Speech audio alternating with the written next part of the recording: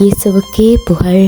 இயேசுவில் பிரியமானவர்களே, இன்று நம் ஆண்டவர் திருப்பாடல் 122 அதிகாரம் 7 வசனத்தினூடாக இவ்வாறு நம்மோடு பேசுகின்றார். உன் கோட்டைக்குள் அமைதி நிலவுவதாக, உன் மாளிகைகளில் நல்வாழ்வு இருப்பதாக.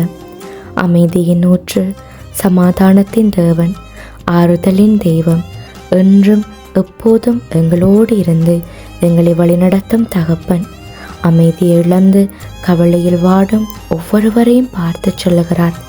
குடும்பத்தினுள் அமைதியையும் சுகவாழ்வையும் சந்தோஷத்தையும் அருளுவேன் என்று.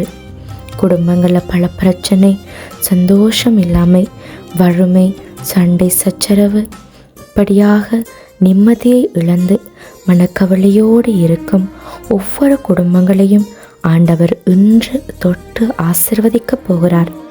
ஒவ்வொரு குடும்பங்களும் ஆண்டவருக்கு உகந்த பலியாக மாறப்போகிறது.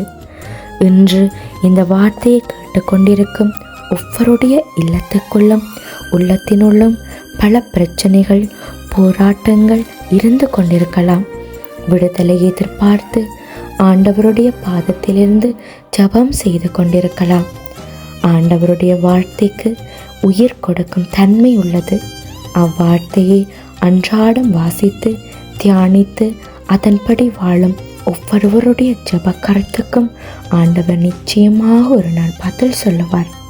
இன்று எங்களுடைய குடும்பங்களுக்காக ஆண்டவரிடம் தொடர்ந்து நாம் ஜெபம் பண்ணுவோம்.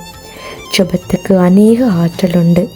உங்களுடைய தேவைகளையும் ஆண்டவர் நிறைவேற்றுவார். ஆண்டவர் இல்லத்திலையும் உள்ளத்திலையும் அமைதியையும் சந்தோஷத்தையும் நிலவ பண்ணுவார். ஆண்டவருடைய வார்த்தையை விசுவசித்து ஏற்றுக்கொள்கிறீர்களா?